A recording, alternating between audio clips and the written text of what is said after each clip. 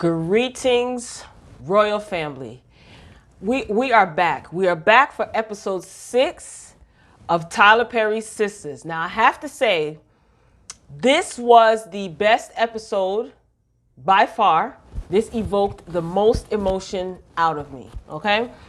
Thank you for clicking on the video. If you are new to my channel, my name is Royal B. This is the Royal Family. If you are a returning Royal Family member, you already know how this thing goes.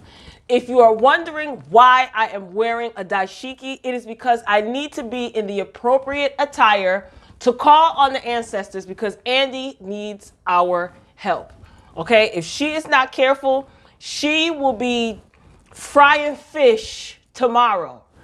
All right, so let's just get right into it, y'all. So Andi is in the office. Remember, last week, they left off where the secretary told Andi, you know, they would like to see you in the boardroom, gather your things. So Andi walks into the boardroom. Now, mind you, I'm wondering, is she going to get fired? But then I said, no, that would be too easy. Where would the plot go if she gets fired? She walks in. The wife client is in the boardroom crying. So Andi's boss is basically letting her know that the wife client is embarrassed because she basically, you know, when the last time she saw Andi, she wasn't going to go through with the divorce. And now she's coming back because she is going to go through with the divorce and she feels embarrassed. So Andi is kind of trying to like get out of representing her, you know, but her boss is like, no, no judgment. You will represent her. She's not going to another firm. We will not have it. We will gladly accept her and all her money. So he says to her, you know, I told you to bring your things so that you can take Miss Wife Client to lunch and have some coffee to let her know that you will be representing her. So he's basically giving her subtle but not so subtle, you know, hints like you are going to take this case. I don't care if you slept with her husband, her father, or her brother. You're taking this case because there's a lot of money at stake. So Andi, again, Andi's boss, he knows about the conflict of interest. So they excuse themselves, or the boss, Andi's boss tells the gentleman and the wife client, you know, excuse us, let us talk. Wife client is going to be waiting for Andi in her office. So the boss is just like, look, you slept with this man, that's your business. You know, it was so long ago. Andi goes, I didn't say it was long ago. Like what? He doesn't need to know that it was recent. It doesn't matter. Like, oh my God. Andi just liked telling all her business. Anyway, so the boss did exactly what I thought that he was going to do. Play dumb. No, you didn't. You didn't tell me that there was a conflict of interest. I have no idea what you were talking about. Smart guy. Anyway, so he gives her an envelope and shows her Crazy Gary's net worth. And he basically says to her, she is going to get half of that. And we, the firm, we're going to get a third of that. Do your job. Peace. So Andi walks in. You know, I have to say, that was really good. That was really, really, really good. And I was impressed by that, Tyler. I have to say that. I really was impressed. What's happening next? Yeah, Andi's boss tells her to do her job. Okay. Medea must have helped you write this script for this episode, Tyler Perry. Seriously, because this was good. Anyway, so Andi walks into the office with the wife client. She's crying.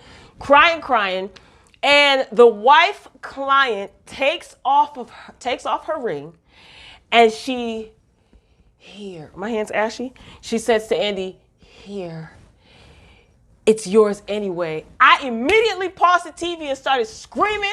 You know how we get when when the plot thickens. Started screaming. I said, I knew it. I knew she knew who Andi was. My heart fell to my stomach. Then when I unpaused the TV, okay, the wife client says that the divorce is going to cost her pretty much an arm and a leg, so she might as well start paying for it now. And I was like, oh, Tyler. You got me good, Tyler. You got me good. I see what you did there. I see what you did there. But that would have been so good if the wife client would have known who Andi was. Because when she says here, this is yours anyway. Remember, that's the ring that Crazy Gary proposed with to Andi, and she said no, and he ended up giving it to his wife. So you had me there, Tyler. You had me for a second there, Tyler. You really did. So that was good. So the wife client thinks that Andi doesn't want to represent her because she's deciding to, because she went back to Crazy Gary. And Andi is just like, no, trust me, it's bigger than that, wife client lady. So Andi decides to ask the wife client, hey, did the private investigator find anything out? Wife client says no. Andi wants the phone number for the private investigator so that she can kind of call to see what the PI has. Listen, Andi's slipping. The wife client's pouring her heart out in this same scene. And what did she say? She was like, oh, he went back to that $5 floozy or something like that. And Andi's just like, well, I'm sure he had his reasons. Like, girl, you in too deep, Andi. You are in too deep. And you had a small window to get out of, but you just don't want to turn back. So anyway, let me tell you something about this particular plot. I said this before. This show could revolve around the plot with Crazy Gary, Andi, and the wife client on the side. And I would tune in. I definitely would tune in because that's like the plot that seems to be developing like really quick. But anyway, so Danni, moving on to Danni. Danni shows up at Sabrina's job. She runs into Maurice. They have some static that I'm pretty sure it's going to take forever for us to find out about. They don't like each other. Moving along, Danni proceeds to tell Sabrina that Zach was flirting with her the other night. Remember, he was like high and he says how she's chocolatey and he wished that she would have pushed up on him instead of pushing him off to her friend. Mind you, Sabrina is at work, okay, at the bank. Danni is online in the bank talking about this. Whatever. That's just ridiculously unrealistic. So Sabrina tells Danni, that she's not to read too much into it because he was, high, basically. So Danni, she pretty much gets offended because she thinks that, Sabrina's trying to say that the only way that Zach would be attracted to her is if he was high. So they agree to meet up or something like that. Now, again, keep in mind, this is at Sabrina's job. That scene was unrealistic. I'm just having a hard time trying to like hold on because Danni's antics, like the way that they're writing her character, it's just sloppy. Back to Andi. So Andi's in her office, right? And Andi is listening to her voicemail. She's in her office by herself. She's listening to her voicemail. So Crazy Gary is leaving back-to-back messages like, baby, I'm sorry. Baby, forgive me. Baby, please. Baby, please. Baby, please. So the secretary comes in and says that a man by the name of Aaron is here to see her. Now, remember, Karen recommended Andi to Aaron because Aaron wants to get a divorce from his cheating wife, okay? We're going to call his wife single white female because she's cray. So Andi's like, what? Okay, well, let me call Karen to verify. So she calls Karen to verify, and Karen's like, oh, he's really serious about this divorce thing. So she agrees to meet up with him. And he comes into the office. Now, she is telling Karen that the wife client came back. Wait, what am I saying here? She calls Karen to confirm. Yeah, she's telling Karen, yeah. So they meet up, and he's basically saying, look, I want to get a divorce. I got pictures. I got text messages. I got proof that she was cheating. Here, she signed the agreement. She signed some agreement, basically. So let's just push through with the divorce. So he's just saying, Andi Cochran, because, she got a lot on her plate now. Andi Cochran is like, well, we have to get your wife, down here. Does she have a lawyer? Aaron is like, no, she doesn't have a lawyer. Look, I just want to get the divorce. So legally, Andi is using her head and she's saying, no, I can't do that. I have to get your wife down here. And we have to get this notarized and I have to make sure that she's not doing this under duress. So he's basically telling her like, look, I can call her. She could be down here in the next 30 minutes. So Andi Cochran pretty much calls Karen and tells Karen, look, he wants a divorce now, like, and he's getting his wife down here, so he wants this done today. So again, he has all this proof that his wife cheated, and he just wants it to be over and done with. So what I don't understand is, well, I kind of do now. At first, I was like, what is his rush? Why does he want to get divorced so quickly? I don't know. He just seems too perfect. Like he just really wants to hurry up and get a divorce. And he says that he's willing to give her $1.8 million and $25,000 a month. He is ready to do this. And it is like, let's go. Let's be out. So moving along, Danni and Zach are at work. So he's wondering why she's acting funny. And he pretty much confirmed that he was into Danni and he wishes that she didn't push him off onto Karen. I smell BS, but whatever. He's telling her that he wasn't interested in the person that she was pretending to be when they first met. I'm like, huh? I guess because later on he got to know her, but I don't know. That was confusing. Whatever, I guess. I smell game. She tries to tell him that he needs to go back to Karen and he needs to talk to her. And he's like, no, she doesn't care about me. She doesn't check on me. It's over. She's not worried about me, yada, yada, moving on. Back to Sabrina now. She's with Karen. She's at the salon. She wants to get her little locks touched up. And at first thought, I was saying to myself, okay, Sabrina's kind of checking up on her to see what's what. But then to me, it just seemed like that whole scene was Sabrina trying to tell Karen that Danni and Zach are basically living in the same apartment. So, because she doesn't know. And I think Danni didn't tell Karen or something like that. But Sabrina seems to feel like, she should know. She asked Karen about Zach, Sabrina. Karen says she doesn't care. She moved on. She doesn't want to talk about him. And then again, those darn panties come up again because remember, she got the picture. So Karen pretty much encourages Sabrina to ask Calvin about his sexuality. Like, why are you so scared? Why are you so hesitant? Sabrina, she's just like, well, I don't know. I don't want to come across as insensitive.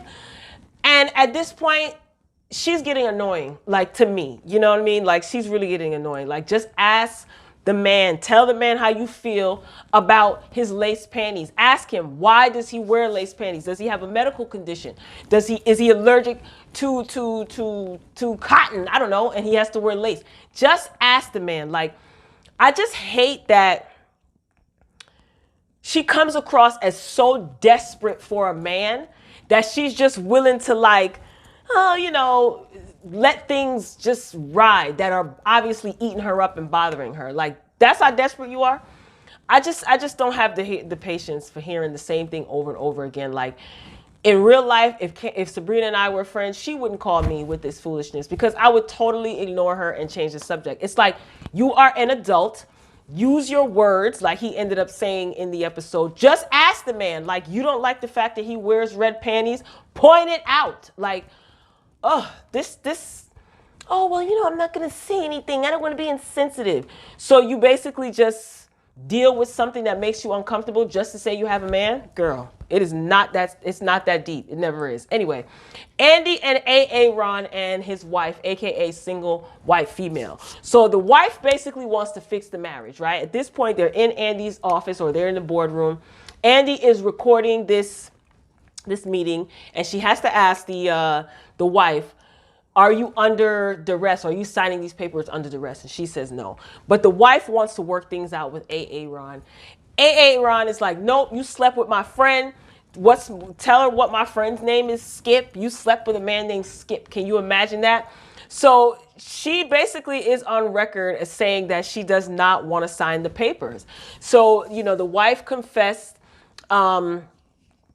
to Aaron that he showed up to Karen's salon and said to Karen, look, please give us 6 months, for me to work on my marriage. And he's like, what? He's like, what? And he goes to Andi Cochran.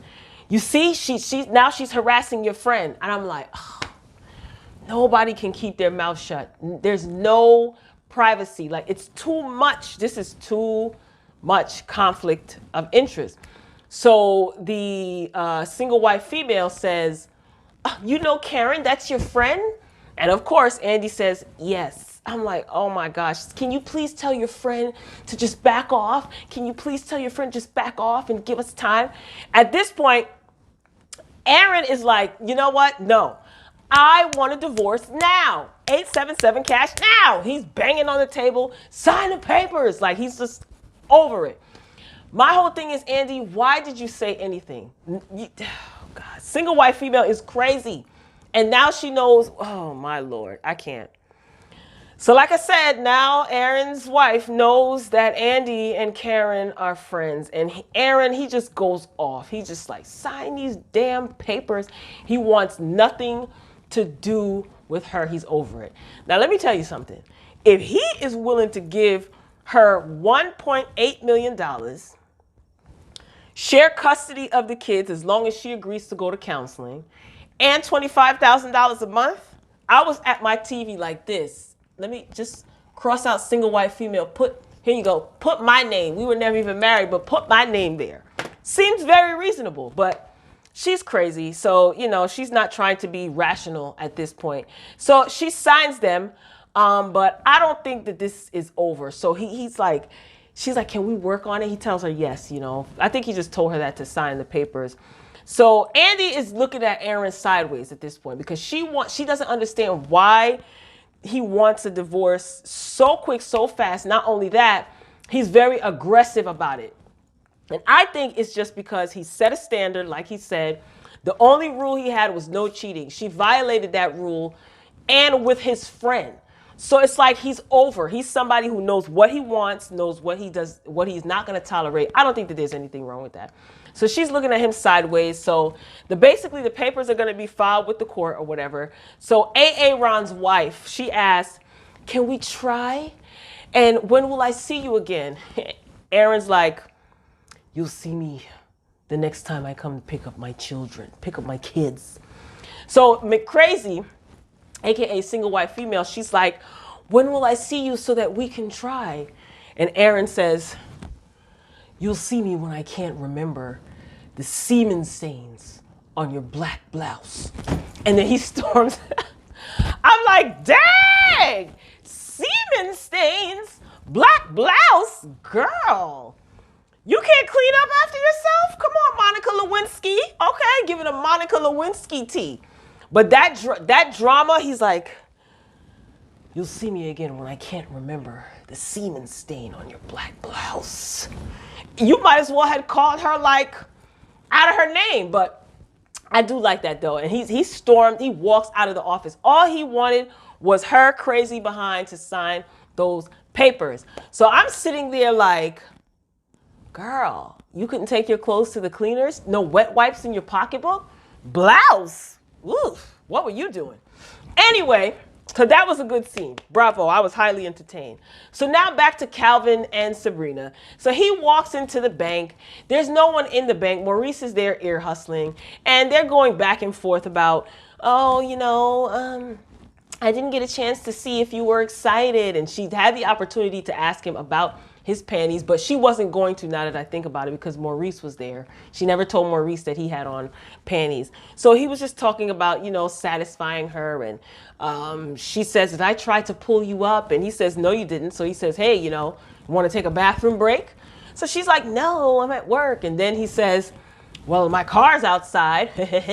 You know, like, really? She's at work, so you want to take her in the car for a quickie? You guys are not married. Like, anyway, that was annoying because he just basically says to her, like, why can't you speak up for yourself? Like, didn't your parents teach you how to use your words? My two dads taught me that. You know, I thought that was funny. So she's like, that's pretty cold. Like, this scene was just so immature. It was just like two kindergartners trying to talk. Like, I don't know, whatever. So he tells her, like, you know, well, I'll come over and, you know, pick up where we left off or something like that. She says, oh, I'm going out with the girls. He says, good. You know, I'll be there when you're, by the time you get home, be tipsy or make sure you're tipsy and I'll do the rest. And I'm just saying to myself, why are you going to have your black lace panties on this time? Anyway, moving along. Andi and Karen. So Andi shows up to Karen's salon and they're talking. She wants to know what happened. And Andi pretty much tells Karen, whatever you do, don't cheat on him because he is serious. Now, this should be interesting because I have a feeling that Zach is going to try to come back. Now, I wrote that while I was watching the episode. See? Little predictable, Tyler, but still a good episode nonetheless. So Zach and Danni, he comes to her and he says, you know, Danni, you were right regarding Karen, and he wants to talk to her before he sees her, right? Told you. So basically, Zach is going to pop up on Karen.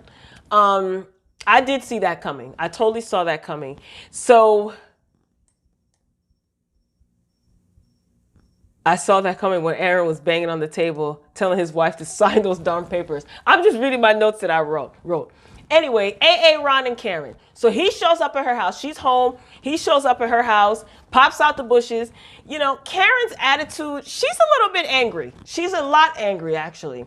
You know, the neck rolling and what the hell are you doing here and all of this other stuff. Like, girl, I understand, you know, coming unannounced is not okay. He could have called you, but girl, you know, like, dial it back a little bit. Like, I just don't like all that sass and attitude. Like, girl, enough with the angry black woman character, please. Anyway, so he shows up and he pretty much wants to apologize because remember, he found out that his wife popped up at her salon. And how funny is that? He pops up at her house. Anyway, so he wanted to apologize for that. And she has her attitude, you know. She's not feeling the fact that he showed up to her residence. And he pretty much, he says that he doesn't know how to date. You know, he's a man that knows what he wants and he's serious. He doesn't play games or anything like that. So he was about to leave. They're talking and going back and forth. So he was about to leave. Then he grabs her and kisses her. And right at that moment, Zach is walking up and he sees them kissing. He's walking up with his little bike. So I thought Zach was going to be sitting in her living room like Crazy Gary. Like, I thought that they were going to make out, her and Aaron were going to make out, take it upstairs, and then Zach was going to be sitting in the living room. But I'm pretty sure Karen changed the locks because she's done. So that's the end. Next week, we are going to see, what does Zach say? Zach says, what makes you think he's going to be different? He's going to leave you too, or something like that. Let me tell you something.